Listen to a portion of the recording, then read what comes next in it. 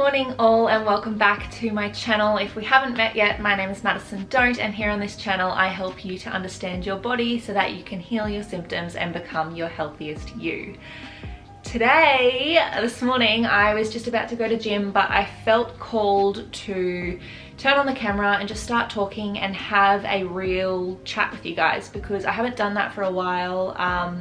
And it's always when my face starts breaking out again that I like come on here and be super real, because it's just really hard, because I obviously have the tips on how to clear my skin, and I'm sharing it with all of you guys on my channel, but healing is not a linear journey. You don't, start breaking out or start getting these annoying symptoms, put in place what you need to fix it, and then it's fixed for the rest of your life.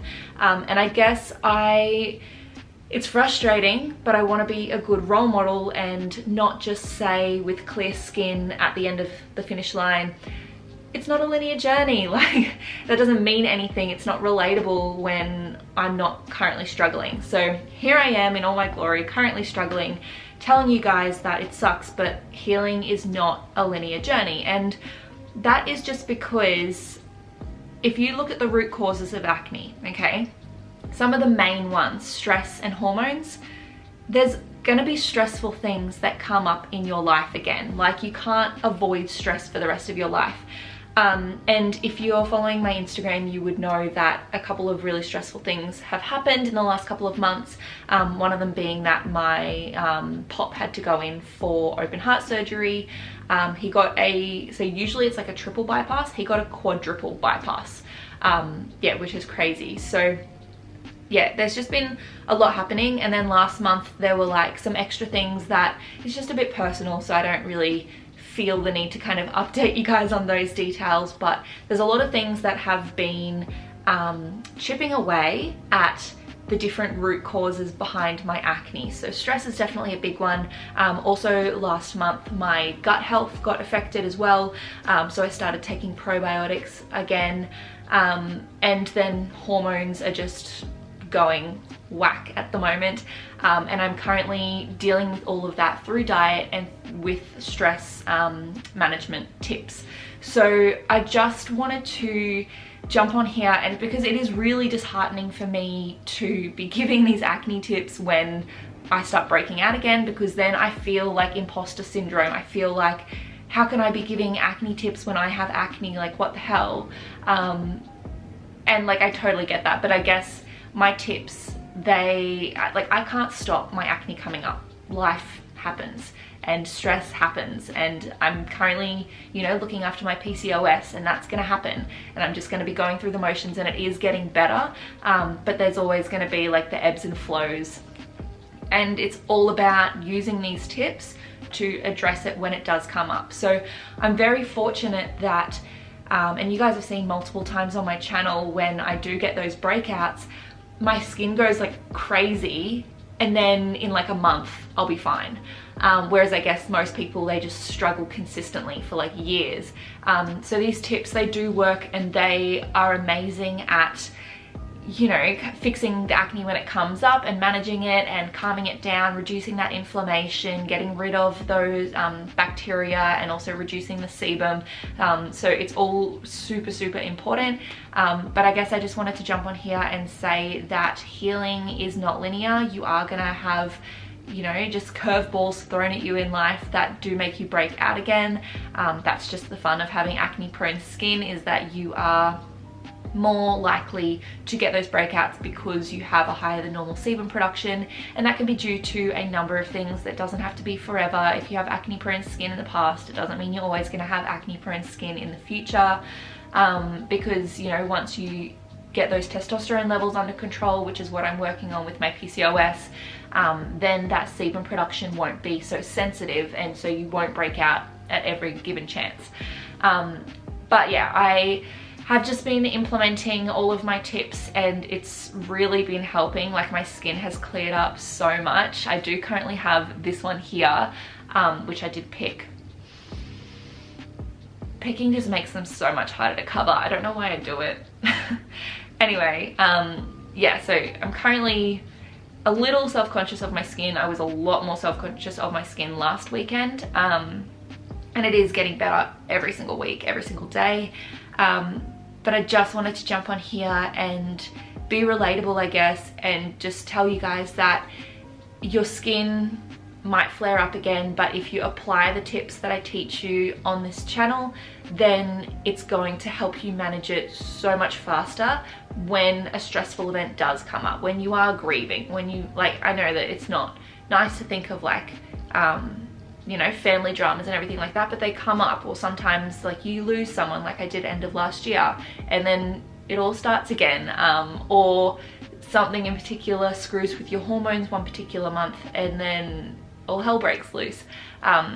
So that, yeah, it's bound to happen. So that's why living holistically and living a healthy life, you can't just like eat healthy for a month and then you're skinny forever. I guess that's probably like the best analogy. Not that health is determined on like skinniness or whatever, but you just can't be eating healthy for 1 month and then expect to see changes for the rest of your life. And that's the same with acne, I guess, is that you can't just implement stress management and diet and gut health and all that kind of thing and then expect to see the changes forever. You need to kind of keep going with it, which once you establish a really good routine and once you kind of find your way in all of that, so like you find a way that you actually enjoy eating, because I'm not for diets. It's about finding substitute foods and foods that you enjoy so that you can actually eat that way for the rest of your life. So I did a little reflection last night on, I've already failed. I did a little reflection about, like, got real with myself and said, yes, I'm doing all of these amazing things, but what more could I be doing for my acne? Like, what aren't I doing? And the things that I actually came up with is I'm mostly gluten-free, but I'm not 100% gluten-free. Also, I'm mostly low GI, but I'm not 100% low GI, so I could implement that a little bit more. And all these tips will make a lot more sense in my ebook coming up at the end of this month, which I am so excited about. It's all about understanding your hormones. And it goes, there's like a whole chapter at the end that's called Happy Healthy Hormones, and it goes super in depth into like all the different categories and like all the different tips of how to kind of balance out your hormones, which will in turn fix your skin. But let's just have a look at the list that I made for myself. Okay, so I wrote what is holding me back. You probably can't see that. So what am I not doing yet? So gluten-free completely I'm not doing yet. Sugar-free, I'm refined sugar-free, but when you have PCOS, if insulin is a player in that, which it usually is, then even like natural sugars, but whole fruit doesn't have enough natural sugars to spike your insulin to that extent. Also, what I was saying that I failed about already is that I want to start implementing apple cider vinegar when I first wake up. So I think I'm gonna have to put a glass and the apple cider vinegar in my room, because as soon as I wake up I go and cleanse my face, so I need to kind of get into the habit of drinking that apple cider vinegar probably as I'm cleansing, because as soon as I leave my room then I go get breakfast, and by then it's too late because I think you have to take it and then wait 15 minutes.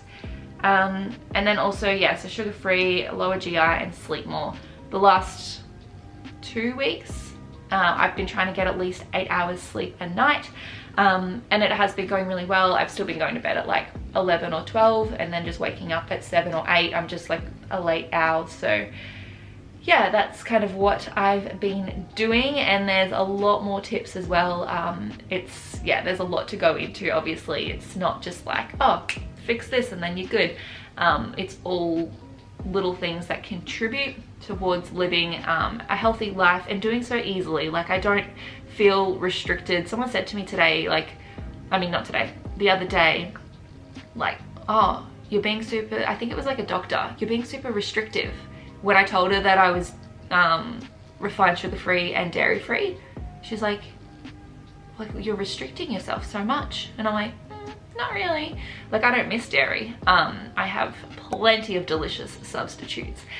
But anyway, I need to go to gym and stop procrastinating. But I just wanted to jump on here and let you guys know that I am breaking out again, and it really sucks. And yeah, but healing is not linear. It's a constant effort. It's different things are going to come up that are going to cause you to break out in your lifetime. You can't just, you know, fix things once and then never have to worry about them again. But if you actually implement these tips so that they are sustainable, so that you are having a really good sleep routine. I've even started going to a yoga studio the last 2 weeks, and just taking those little steps to reduce your stress, help your gut health, and, you know, eat really well. I've been introducing vegetables and stuff again, because for a second there I was just like rice, meat.